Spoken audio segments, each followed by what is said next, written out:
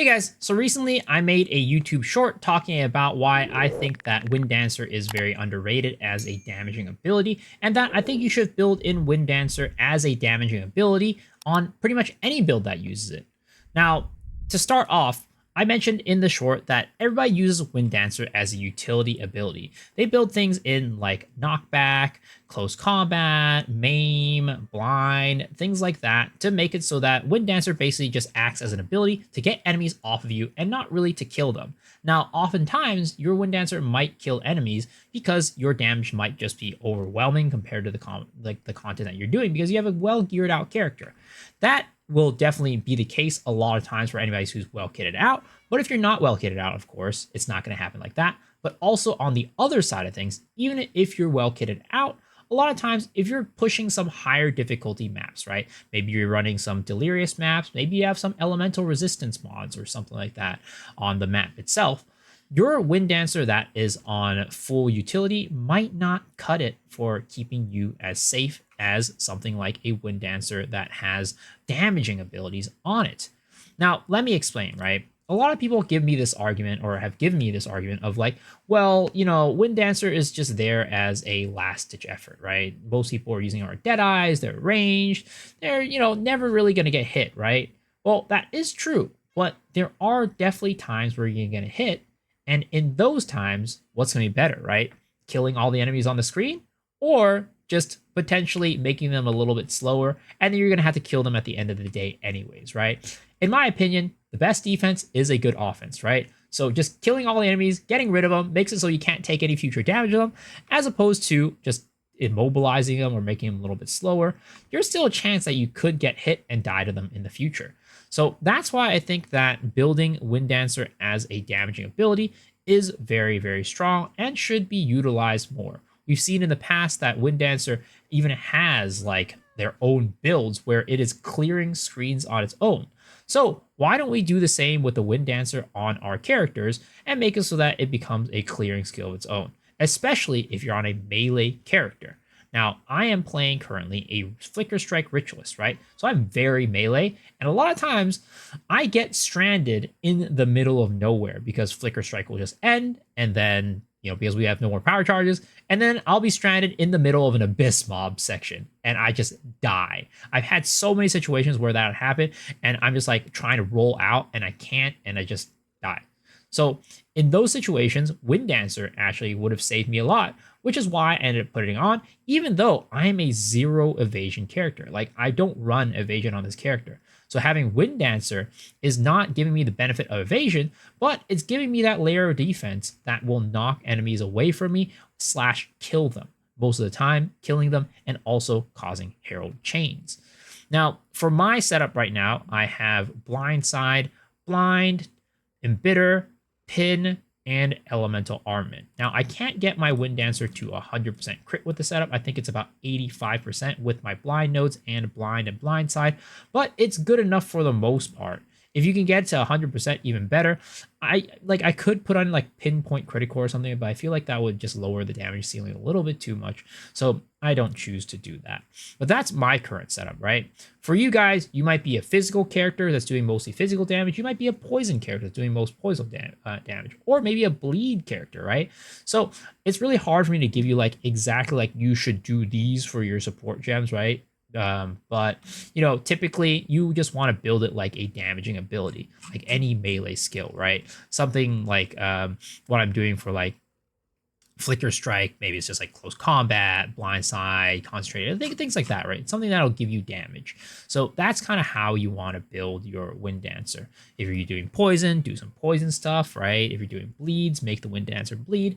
You know how it goes.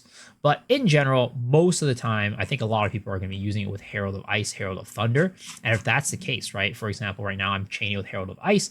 I have a bitter on it to make it so that it does a lot more cold damage. I'm also using Pulse Circle Ring, so I don't actually need the freeze enemies, which is nice. So I don't need something like glaciation on here as well. I could focus on just maximizing damage on this, and then just having Embitter to just take care of everything. If you're using Herald of Thunder as your main herald, then you put shock, right? Lightning damage, maybe it's like lightning infusion or lightning attunement, whatever it might be.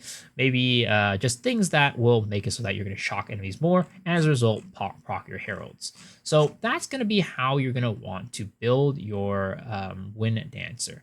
Now let's take it into a map, and I'll show you how it looks like with the damage setup and without the damage setup. So this is a very typical juice map setup, right? So we have our level 80, so T15 plus 1, and then we have a triple paranoia, which makes, I think, the mobs like 36% delirious or something like that. You're right there, right? And we even have a 39% more monster elemental resistances, or 39% increased monster elemental resistance. So we're going to go and start off with our damage setup. Blindside, blind, embitter, close combat, and elemental armament.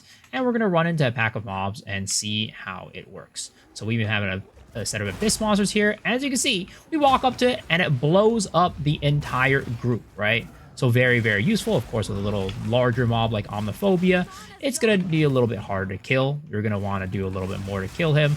That's not going to be able to do it unless, you can actually chain the heralds and it'll do a significant amount of damage to him and potentially could get close to killing him, right? So we have this, right? It's going to be, for the most part, keeping us fairly safe, which is really good. So that's kind of what it's going to look like when you have the damaging setup. So we're going to go fall back a little bit, and then we're going to put on the utility setup that most people have on their characters. So we have knockback, we're going to put on pin, we're going to put on maim, and we're going to put on blind. Now, some people will use this last slot for maybe like cannibalism or herbalism or something like that to give them a little bit more utility, right? So we're going to hop in again and see how this looks. And for the most part, it should be a night and day difference. Let's see if we can find a good group of enemies. I'm going to try not to get in there. You see right here, right? It's just way less consistent in actually killing these enemies. Let me get back to heal some HP because it is getting a little bit iffy right there, right? So let's try it one more time, right? We're going to go into this group right here. Oh, it does kill that group right there, but this group right here might not kill. You see, like, it gets a lot iffier, right? It doesn't kill things as often, and when it does kill them, it doesn't clear as big of an area, so you end up just being in a lot more dangerous of a situation compared to if you had the damage setup, right? So it's like, when you kill them, you see, the explosion is just way smaller when you do kill them. And when you don't kill them, see, look at that. It just ends up being a lot more of a dangerous situation when you don't have the damage setup. Now, of course, I'm not playing evasion. I have no armor, right? So when I do get surrounded by monsters like that, I do end up dying. But again, that is why it's important to have a damage setup. That way, when you go into those group of monsters, you're mostly blowing up the entire screen, and maybe you're leaving a rare around or something like that, right? That rare probably won't do that much damage to you in one shot anyways, and if there's enough monsters, the heralds will just explode that rare and take care of it completely. So yeah, hopefully that explains to you guys why I think that putting damaging support gems is just a better option compared to putting the utility support gems. Oftentimes, if you're not killing them, you're just running away, right? Which is slowing down your mapping process.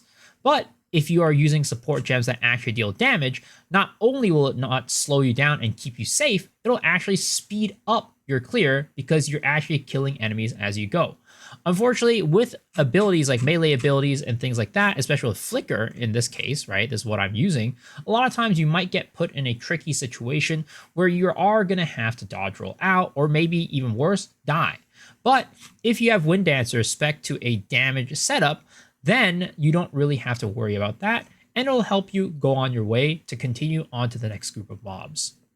Now, it's a little bit less important if you're, you've got enough damage from your abilities and your character, and you're running like a not super juiced map, right? That one, as I mentioned before, we had like 37% delirious or something like that, and also plus 50% elemental resistances on the enemies. So that was a pretty heavy duty map. But as you get further into the end game, when you're juicing your maps more and more to get rarity, right? you are going to be running into these harder maps. And that's when something like this is going to be very important. And that's when something like this is going to start falling off.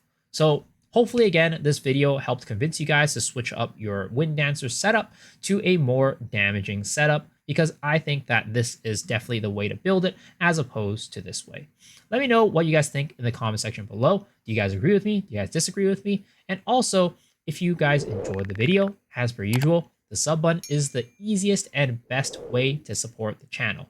I also stream every single night on twitch.tv/MesoXShiru, so I would really appreciate seeing you guys there. I love to chat with y'all and answer as many questions as I can on my stream as well.